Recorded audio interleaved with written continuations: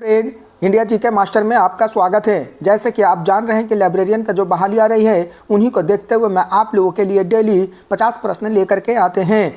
मैं आप लोगों के लिए 7500 प्लस प्रश्न का बहुविकल्पीय प्रश्न उत्तर संग्रह लेकर के आए हैं। जैसे कि आप जान रहे हैं कि डॉक्टर अमित किशोर के द्वारा यह पुस्तक जो लाइब्रेरियन के लिए लिखी गई है, यह बुक बहुत महत्वपूर्ण हो जाती है। जैसे कि आप इसमें देख सकते हैं KBS NVAS DSSB यानी जितनी भी परीक्षाएं हो चुकी हैं, इस बुक में सारा परीक्षाएं का दिया हुआ बुक में क्वेश्चन आपको प्राप्त हो जाएगा। जैसे कि आप देख रहे हैं खंड 1 खंड 2 यहाँ पे दोनों दिया हुआ है। चलिए मैं आप लोगों के लिए पिछले क्लास में 200 प्रश्न अभी तक हम लोग कर चुके हैं। आज क्लास 5 होगा। कल तक हम लोग क्लास 4 देख चुके हैं। अगर आप हमारे पिछले वीडियो अगर हमारे चैनल पर नहीं देखें तो जा करके देख लें, वहाँ हमारा वीडियो आप लोगों को प्राप्त हो जाएगा।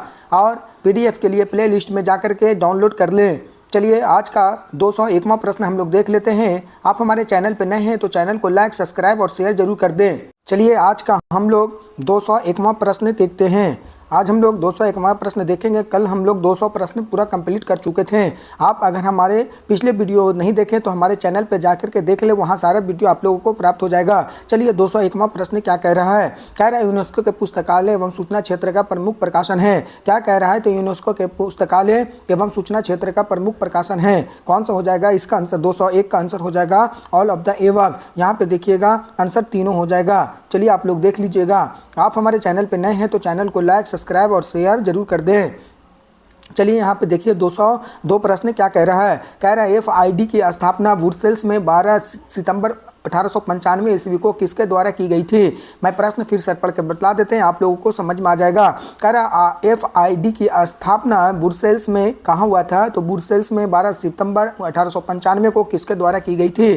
तो याद रखिएगा पॉल, यहाँ पे देखिएगा पॉल ऑटलेड एंड हेनरी ला फॉन, यहाँ पे देख सकते हैं फॉनसन। याद रखिएगा क्या है, तो पॉल और ऑटलेट एंड हेनिंग ला फाउंटेन। चलिए इसका देखिए आपको प्रश्न बना करके बतला देते हैं। अगर पूछा जाएगा कि FID की स्थापना कहाँ हुई थी तो याद रखिएगा ब्रुसेल्स में। कब हुई थी, तो 12 सितंबर 1895 ईस्वी को FID की स्थापना हुई थी। याद रखिएगा। आगे देखिए यहाँ पे 203वां प्रश्न क्या कह रहा है।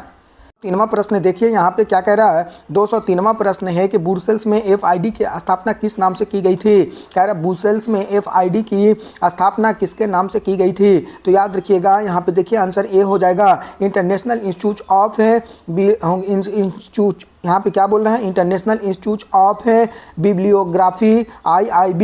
याद रखिएगा शॉर्ट फॉर्म में IIB बोलता है, इसका फुल फॉर्म हो जाएगा इंटरनेशनल इंस्टीट्यूट ऑफ बिब्लियोग्राफी। याद रखिएगा प्रश्न क्या था कि ब्रुसेल्स में FID की स्थापना किस नाम से की गई थी, तो international institute of bibliography IIB। याद रखिएगा। देखिए यहाँ पे 2 प्रश्न था। यहाँ पे क्या है, तो FID की स्थापना कहाँ हुई थी, तो याद रखिएगा ब्रुसेल्स में। कब की गई थी, तो याद रखिएगा कब की गई थी, तो 12 सितंबर 1895 ईस्वी को 1895 ईस्वी को FID की स्थापना की गई थी। याद रखिएगा। चलिए आगे देख लेते हैं। स्थापना यहाँ पे ब्रुसेल्स के FID की स्थापना किस नाम से की गई थी, तो IIB के नाम से की गई थी। इसका फुल फॉर्म देख लीजिएगा। फुल फॉर्म क्या है, IIB का फुल फॉर्म हो जाएगा इंटरनेशनल इंस्टीट्यूट ऑफ बिब्लियोग्राफी। याद रखिएगा। चलिए 204 प्रश्न हम लोग देख लेते हैं क्या है। कह रहा है जब FID, क्या बात आ रही है, फिर FID यहाँ पे फिर FID के बारे में यहाँ पे आया प्रश्न। देखिएगा जब FID को international federation of information and documentation FID का नाम किस वर्ष दिया गया था, तो याद रखिएगा 1988 ईस्वी में दिया गया था। याद रखिएगा आंसर सी हो जाएगा। क्या है, तो FID को international federation of information and documentation FID का नाम किस वर्ष दिया गया था, तो 1988 ईस्वी में। याद रखिएगा। चलिए 205 प्रश्न क्या कह रहा है। कह रहा है कि FID किस वर्ष भंग कर दी गई थी। याद रखिएगा FID किस वर्ष, यानी FID किस वर्ष भंग कर दी गई थी? तो याद रखिएगा 2002 ईस्वी में, याद रखिएगा FID को भंग कर दिया गया था। आप देखिए हमारे चैनल पे बने रहिएगा, आप लोगों को मैं 7500 प्लस का प्रश्न लेकर के आए हैं। आप लोगों को एग्जाम आने से पहले मैं 7500 प्रश्न पूरा कंप्लीट करवा दूंगा। अगर एग्जाम नज़दीक होगा तो और हम लोग क्वेश्चन यहाँ पे तेज़ी से करवाएंगे। आप हमारे चैनल पे नए हैं तो चैनल को लाइक, सब्सक्राइब और शेयर जरूर कर दीजिएगा। देखिए आप लोगों को क्लास कैसा लगता है कमेंट बॉक्स में जरूर जवाब दीजिएगा। चलिए 205वां प्रश्न क्या है, कह रहा है FID किस वर्ष भंग कर दी गई थी? तो याद रखिएगा 2002 में। चलिए आगे देख लेते हैं 206वां प्रश्न क्या कह रहा है। कह रहा IFLA की स्थापना 30 सितंबर 1927 ईस्वी को स्कॉटलैंड के एडिनबर्ग में हुई थी। वर्तमान में इसका मुख्यालय कहाँ स्थित है? तो यह क्या है? तो इसका आंसर हो जाएगा द हंगरी। कहाँ हो जाएगा? द हंग्स में। याद रखिएगा द हंग्स में। यहाँ पे क्या है? तो IFLA की स्थापना कब हुई थी? याद रखिएगा यहाँ पे 30 सितंबर 1927 ईस्वी को स्कॉटलैंड के कहाँ किया गया था? एडिनबर्ग में किया गया था। याद रखिएगा कहीं IFLA की स्थापना की गई थी स्कॉटलैंड के एडिनबर्ग में। कब? तो आप देखिएगा वर्तमान में इसका मुख्यालय कहाँ है? तो याद रखिएगा द हॉगी में। याद रखिएगा। चलिए आगे देखिए 207वां प्रश्न क्या कह रहा है। संसाधन साझाकरण की शुरुआत किस पुस्तकालय के सहयोग से हुई? संसाधन साझाकरण की शुरुआत किस पुस्तकालय के सहयोग से हुई? तो याद रखिएगा क्या है? तो इसका आंसर ए हो जाएगा Alexandria library and program library. याद रखिएगा क्या है? तो Alexandria library and program library, यानी संसाधन साझाकरण की शुरुआत किन पुस्तकालय से सहयोग से हुआ था? तो इसका आंसर ए हो जाएगा। क्या हो जाएगा? तो Alexandria library and program library. याद रखिएगा। चलिए देखिए 208वां प्रश्न क्या है। कह रहा है कि वाइमर और जीन के पुस्तकालय ने संयुक्त रूप से एक यूनियन कैटलॉग तैयार किया जिसके निर्माण का श्रेय किसे दिया जाता है? तो इसका आंसर हो जाएगा SC बॉटन। याद रखिएगा SC बॉटन। क्या है? प्रश्न फिर से पढ़कर बतला देते हैं, समझ में आ जाएगा। देखिए वाइनर और जीन के पुस्तकालयों के संयुक्त रूप से एक यूनियन कैटलॉग तैयार किया गया जिसके निर्माण का श्रेय किसे दिया जाता है? तो HC बॉटन को दिया जाता है। HC बॉटन को दिया जाता है। याद रखिएगा। चलिए 209वां प्रश्न। थोड़ा देखिए प्रश्न हार्ड है लेकिन आप लोगों को बोर्ड में देखने को मिल सकती है जो आने वाले लाइब्रेरियन की बहाली है। अगर आप लोग पूरा अगर इस बुक को देख लेते हैं तो आने वाले लाइब्रेरियन जो आगामी होने वाली परीक्षा है बिहार में, इससे बहुत सारा प्रश्न आप लोगों को देखने को मिल सकता है। बस आप हमारे चैनल पर बने रहें, हमारे चैनल को लाइक, सब्सक्राइब और शेयर जरूर कर दें। चलिए आगे 209वां प्रश्न क्या है। भारत में कंसोर्टिया, क्या बोल रहा है? भारत में कंसोर्टिया के क्षेत्र में पहला प्रयास कौन सा माना जाता है? भारत में कंसोर्टिया के क्षेत्र में पहला प्रयास कौन सा माना जाता है? तो याद रखिएगा फोर्सा को माना जाता है। FORSA फोर्सा को माना जाता है। देखिए आप लोगों को प्रश्न थोड़ा अजीब लगता होगा क्योंकि कभी पढ़े नहीं लाइब्रेरियन को, इसलिए पहली बार लाइब्रेरियन का प्रश्न आप लोग देख रहे होंगे तो थोड़ा सा कन्फ्यूज में होते होंगे और थोड़ा लगता होगा बहुत टफ है। लेकिन ऐसा कोई बात नहीं, आपको पढ़ते आप लोगों को सारा क्लियर होते चला जाएगा। इसलिए आप इससे पीछे मत भागिएगा। नौकरी ही जीवन का एक संकल्प है। याद रखिएगा जीवन में कोई काम नहीं देगा। अगर आपको नौकरी हो जाता है तो यही आपका ही सबसे बड़ा बुनियादी पिलर है, क्योंकि गरीबी से निकलने का एक ही जरिया है नौकरी। याद रखिएगा। आप तैयारी कीजिए धैर्य रख करके। थोड़ा प्रश्न है हार्ड लेकिन आपको पीछे नहीं भागना है, बस डट करके खड़े रहना है। चलिए आगे देखिए। भारत में कंसोर्टिया क्षेत्र में पहला प्रयास कौन सा माना जाता है? तो याद रखिएगा फोर्सा को। चलिए आगे 210वां प्रश्न देख लेते हैं क्या है। कह रहा है कि INDEST को तकनीकी शिक्षा के क्षेत्र में इलेक्ट्रॉनिक संसाधनों के सहयोग के लिए प्रोफेसर N बालाकृष्णन समिति की रिपोर्ट के आधार पर मानव संसाधन विकास मंत्रालय द्वारा विकसित किया गया है। इसका मुख्यालय कहाँ स्थित है? तो IIT दिल्ली में। याद रखिएगा। प्रश्न फिर से पढ़कर बतला देते हैं, समझ में आ जाएगा। इंडेस्ट यहाँ पे INDEST को तकनीकी क्षेत्र में के क्या बोल रहा है, INDEST को तकनीकी शिक्षा के क्षेत्र में इलेक्ट्रॉनिक संसाधनों के सहयोग के लिए प्रोफेसर एन बालाकृष्णन समिति की रिपोर्ट के आधार पर मानव संसाधन विकास मंत्रालय द्वारा विकसित किया गया। इसका मुख्यालय कहाँ है, तो IIT दिल्ली में। याद रखिएगा। 211वां प्रश्न क्या कह रहा है, कह रहा है UGC इन्फोनेट कार्यक्रम किसके द्वारा चलाया जा रहा है। UGC इन्फोनेट कार्यक्रम किसके द्वारा चलाया जा रहा है, तो याद रखिएगा किसके द्वारा, इन्फ्लुएंट के द्वारा चलाया जा रहा है। चलिए आगे देख लेते हैं 212वां प्रश्न क्या कह रहा है। 212वां प्रश्न कह रहा है पुस्तकालय और सूचना विज्ञान सहित के, क्या बोल रहा है, पुस्तकालय और सूचना विज्ञान सहित के उपयोगकर्ता अध्ययन का पहला संदर्भ 1930 के दशक के द्वारा दिया गया था। तो आंसर हो जाएगा LR विल्सन के द्वारा। क्या हो जाएगा, तो LR विल्सन के द्वारा। याद रखिएगा। प्रश्न फिर से पढ़कर बतला देते हैं। क्या बोल रहा है, पुस्तकालय और सूचना विज्ञान सहित के उपयोगकर्ता अध्ययन का पहला संदर्भ 1930 ईस्वी में, कितना, तो 1930 ईस्वी के दशक में किसके द्वारा दिया गया था, तो याद रखिएगा LR विल्सन के द्वारा। देखिए यहाँ पे आप लोगों को 7500 बहुविकल्पीय प्रश्न हमको करवाना है। आप हमारे चैनल पे बने रहे। एग्जाम आने से पहले अमित किशोर का जो पुस्तक है, इनसे पूरा प्रश्न क्लियर करवा दूंगा। अगर आप 7500 प्रश्न पूरा कर लेते हैं तो आगामी आने वाले लाइब्रेरियन की जो बहाली है, इसमें बहुत सारा प्रश्न आप लोगों को हल हो जाएगा। बस धैर्य रख करके तैयारी करें। आपके लिए तैयारी ही आपका जीवन है। यहाँ पे देखिए, संघर्ष ही जीवन है। The struggle is my life. Nelson Mandela का कहना था कि संघर्ष ही जीवन है। बस संघर्ष करते रहिए, आपका मंजिल खुद प्राप्त हो जाएगा। चलिए देखिए यहाँ पे 213वां प्रश्न देख लेते हैं क्या कह रहा है। आप हमारे चैनल पे नए हैं तो चैनल को लाइक, सब्सक्राइब और शेयर जरूर कर दें। चलिए देखिए, मोबाइल लाइब्रेरी सेवा को डॉक्टर रंगनाथन के द्वारा क्या नाम दिया गया। मोबाइल लाइब्रेरी सेवा को डॉक्टर रंगनाथन के द्वारा क्या नाम दिया गया, तो याद रखिएगा लाइब्रेरी ऑफ व्हील। याद रखिएगा क्या है, तो लाइब्रेरी ऑन व्हील। याद रखिएगा क्या है। प्रश्न फिर से पढ़कर बतला देते हैं, समझ में आ जाएगा। कह रहा है मोबाइल लाइब्रेरियन सेवाओं को डॉक्टर एस रंगनाथन द्वारा क्या नाम दिया गया, तो याद रखिएगा लाइब्रेरी ऑन व्हील। याद रखिएगा।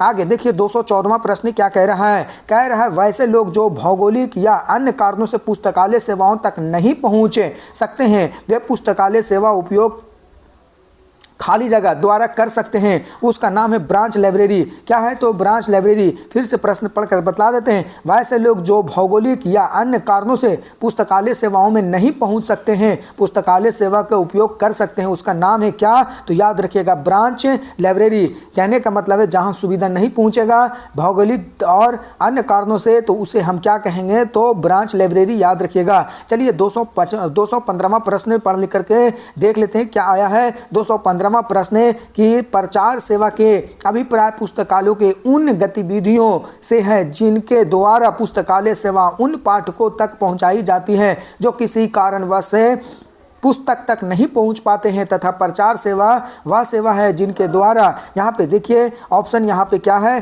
कह रहा है वे उपयोगकर्ता जो पुस्तकालय की गतिविधियों से अवगत नहीं हो उन्हें अवगत कराना है। बिल्कुल सही बात है। जिन लोगों को पुस्तकालय की गतिविधियों को पूरी जानकारी नहीं होती है वे पुस्तकालय की गतिविधियों से जोड़े जाते हैं। बिल्कुल सही बात है। जो व्यक्ति पुस्तकालय के प्रति उदासीन और उनके जागरूक किया जाता है। बिल्कुल सही बात है। इसका आंसर हो जाएगा 1 से अधिक। चलिए यहाँ पे 216वां प्रश्न क्या कह रहा है। 216वां प्रश्न है कि इनमें से किस विस्तार सेवा एक्सटेंशन सर्विस के रूप में कौन सा है। याद रखिएगा क्या है प्रश्न, इनमें से विस्तार सेवा एक्सटेंशन सर्विस का रूप कौन सा है, तो याद रखिएगा ऑल ऑफ द एबव। सभी इसमें से आंसर हो जाएगा। देख लीजिएगा आप लोग वीडियो को रोक करके। चलिए यहाँ पे 217वां प्रश्न क्या है। अगर ज़्यादा ऑप्शन पढ़ेंगे तो आप लोगों के लिए वीडियो लंबा हो जाएगा। चलिए यहाँ पे देखिए, आप लोग वीडियो रोक करके देख लीजिएगा, पूरा समझ में आ जाएगा। कह रहा है कि किस संगठन की टैगलाइन मैंने माना गेन इन्फॉर्मेशन है। किस संगठन की टैगलाइन हो गया माना गेन इन्फॉर्मेशन है, तो याद रखिएगा एस्लीव यानी ASLIB। क्या हो जाएगा ASLIB।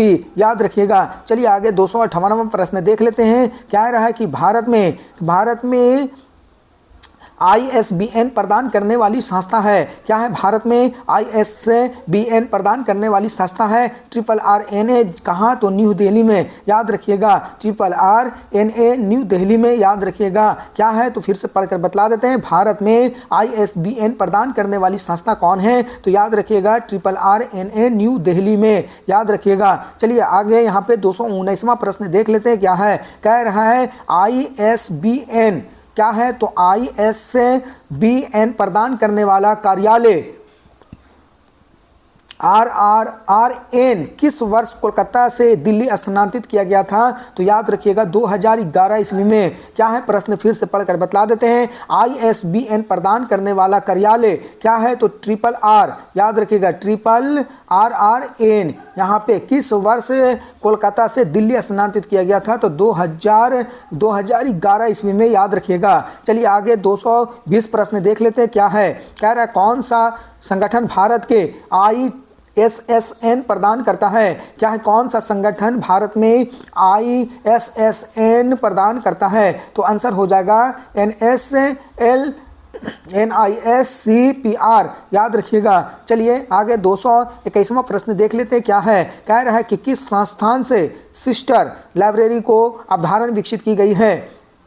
किस संस्थान ने सिस्टर लाइब्रेरी की अवधारणा विकसित की गई है? तो हो जाएगा IFLA, याद रखिएगा। चलिए आगे 222वां प्रश्न क्या है? कह रहा है UAP शब्द का पूरा नाम, UAP शब्द का पूरा नाम तो क्या हो जाएगा? यूनिवर्सल, क्या हो जाएगा? तो यूनिवर्सल अवेलेबिलिटी ऑफ पब्लिकेशन, याद रखिएगा। आगे 223वां प्रश्न देखिए। क्या है? कह रहा है लाइब्रोमेट्री शब्द की अवधारणा किसके द्वारा विकसित की गई है? लाइब्रोमेट्री शब्द की अवधारणा किसके द्वारा विकसित की गई थी? तो आंसर हो जाएगा SR रंगनाथन, याद रखिएगा। आपसे प्रश्न पूछा जाएगा कि यहाँ पे देखिएगा, प्रश्न आपसे पूछा जाएगा लाइब्रोमेट्री शब्द का अवधारणा किसके द्वारा विकसित की गई थी? तो याद रखिएगा SR रंगनाथन के द्वारा। आगे देखिए यहाँ पे प्रश्न 224वां क्या है? कह रहा हरिनाथ डे इनमें से किस पुस्तकालय के पुस्तकालय अध्यक्ष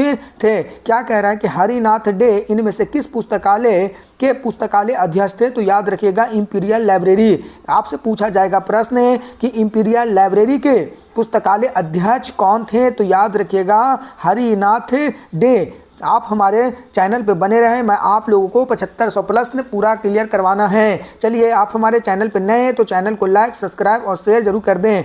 आपका कमेंट बॉक्स में बहुत सारा जवाब आता है, अच्छा भी और बुरा भी। बुरा कमेंट करने वाले थोड़ा सोच समझ करके करें, अच्छा नहीं लगता है। कमेंट का मतलब क्या होता है? बुरा ना करें तो बेहतर है।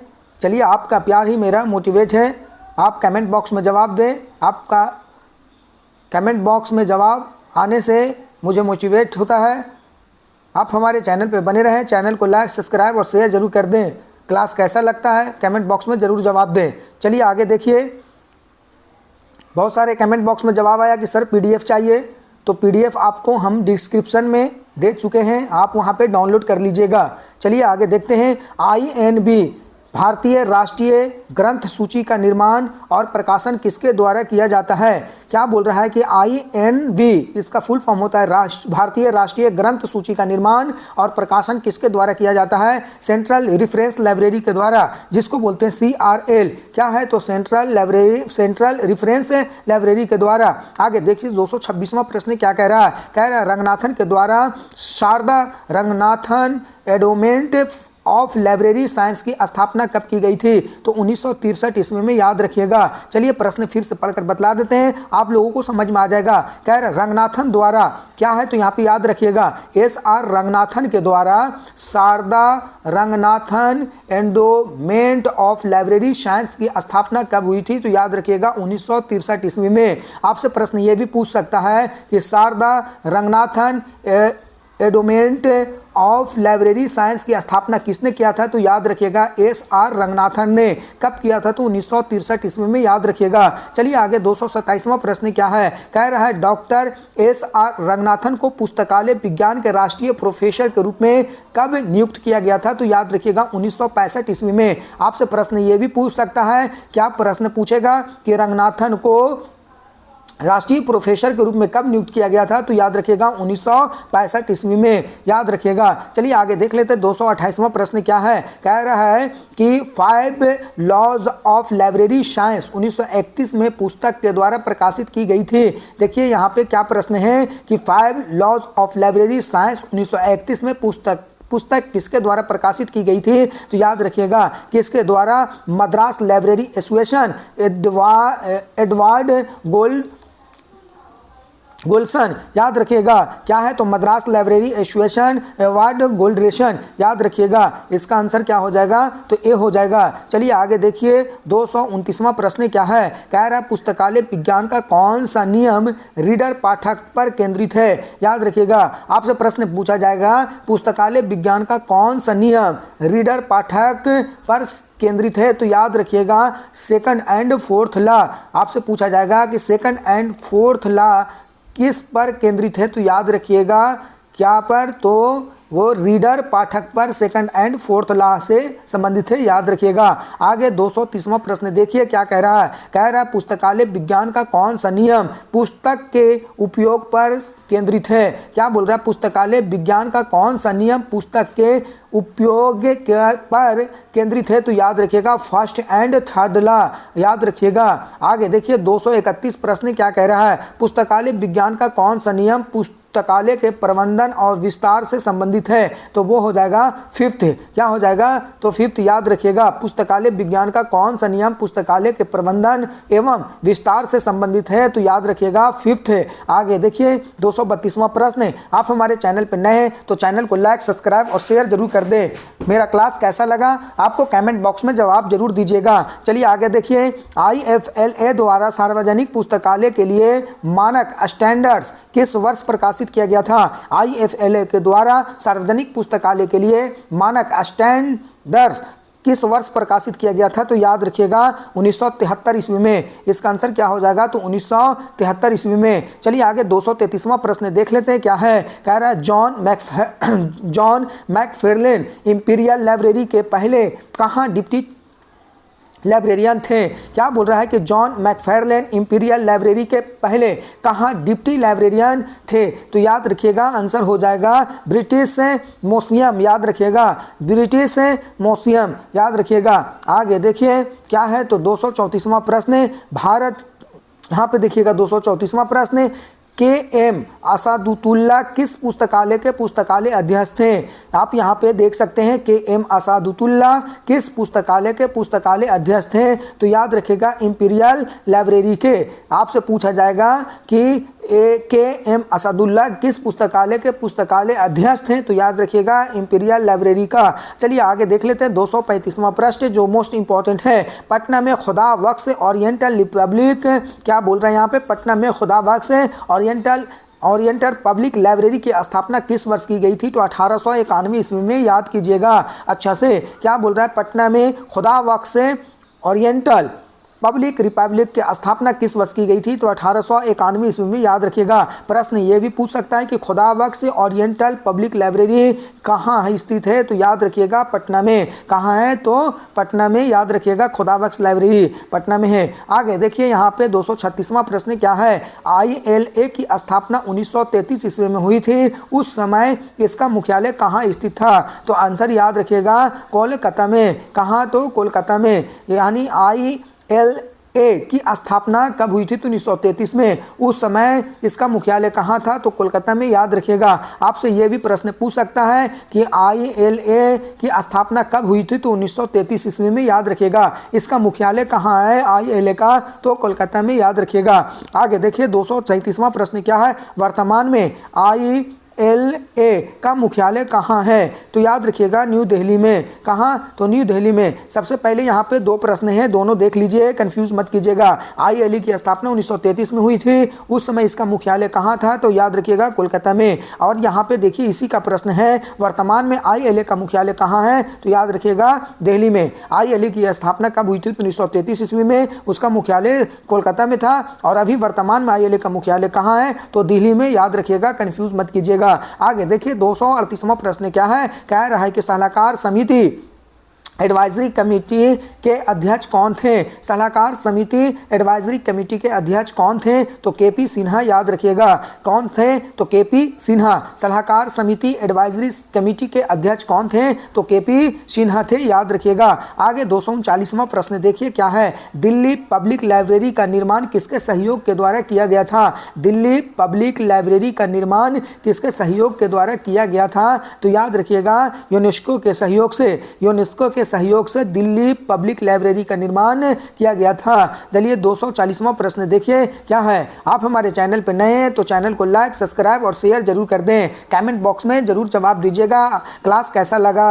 आगे देखिए यहाँ पे क्या कह रहा है। राष्ट्रीय साहित्य मिशन किस वर्ष प्रस्तावित किया गया था? राष्ट्रीय साहित्य मिशन किस वर्ष प्रस्तावित किया गया था? तो 1988 ईस्वी में, याद रखिएगा। कब? तो 1988 ईस्वी में राष्ट्रीय साहित्य मिशन किस वर्ष प्रकाशित किया था? तो 1988 ईस्वी में, याद रखिएगा। मैं प्रश्न इसलिए 2 बार पढ़ देते हैं ताकि आप लोगों को ज़्यादा से ज़्यादा समझ में आ जाए, इसलिए मैं प्रश्न को 2 बार पढ़ता हूँ। चलिए आगे देखिए 241वां प्रश्न क्या है। सरस्वती महल पुस्तकालय को भारत का सबसे उल्लेखनीय पुस्तकालय किसके द्वारा वर्णित किया गया? सरस्वती महल पुस्तकालय को भारत का सबसे उल्लेखनीय पुस्तकालय किसके द्वारा वर्णित किया गया था? तो यहाँ पे आंसर देखिए बी हो जाएगा। क्या है? तो एनी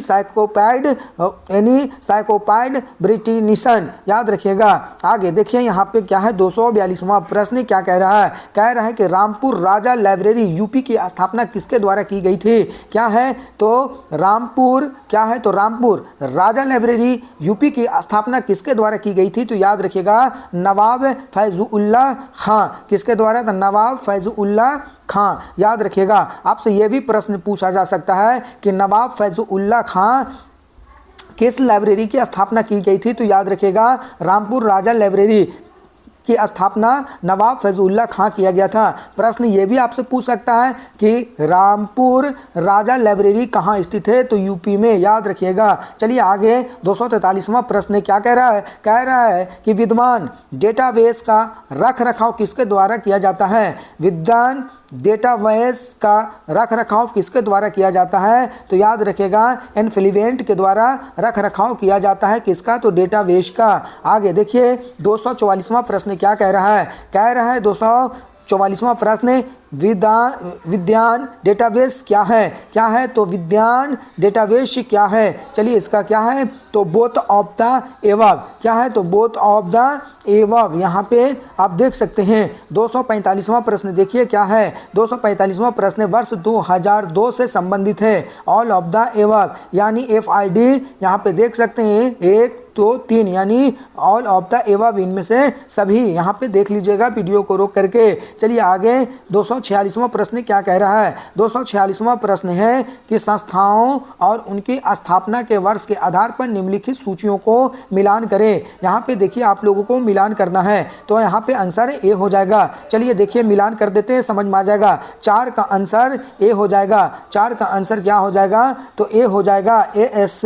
SASLIB स्लीप। यहाँ पे देखिए तीसरा का आंसर बी हो जाएगा।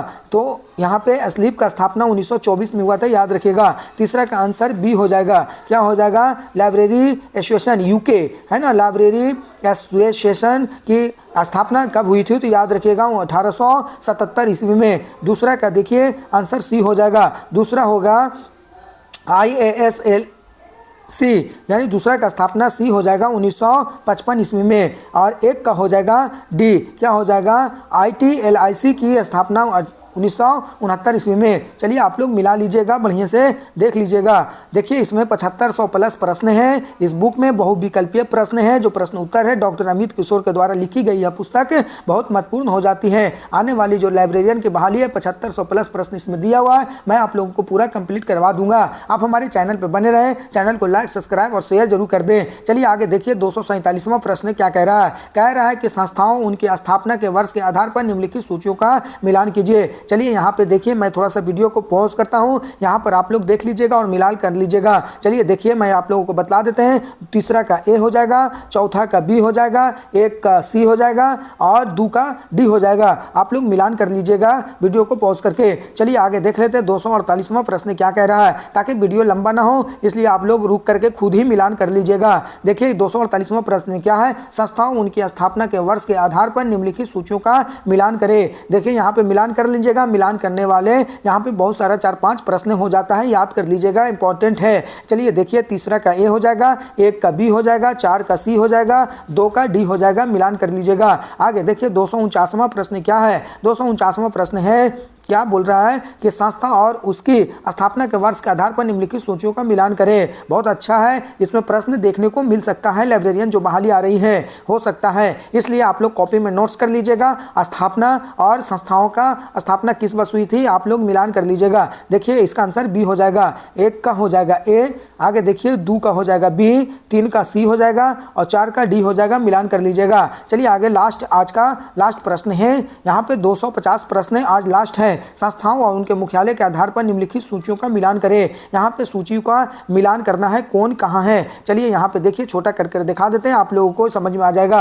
आप लोग मिलान कर लीजिएगा। इसका आंसर हो जाएगा सी, 4 का ए हो जाएगा, 3 का बी हो जाएगा, 2 का सी हो जाएगा और 1 का डी होगा। चलिए आज का प्रश्न 250 हम लोग पूरा कंप्लीट कर चुके हैं। अभी आज लगा करके 5 क्लास हो चुका है। आप अगर हमारे चौथा क्लास तक नहीं देखें तो जा करके देख लें। पहला क्लास, दूसरा क्लास, तीसरा क्लास और चौथा क्लास, आज 5वां क्लास है। अगर आप हमारे पिछले वीडियो हमारे चैनल पे नहीं देखें तो जा करके हमारे चैनल पे पिछले वीडियो देख लें। आप लोगों को PDF भी डिस्क्रिप्शन में मिल जाएगा। आप हमारे चैनल पे बने रहें, हमारे चैनल को लाइक, सब्सक्राइब और शेयर जरूर कर दें। इसी तरह आपको वीडियो चाहिए तो कमेंट बॉक्स में जरूर जवाब दीजिएगा। चलिए आज का वीडियो यहाँ तक ही हम लोग समाप्त करते हैं। कल हम लोग फिर 251वां प्रश्न देखेंगे। चलिए आज का वीडियो यहाँ तक ही समाप्त करते हैं। धन्यवाद।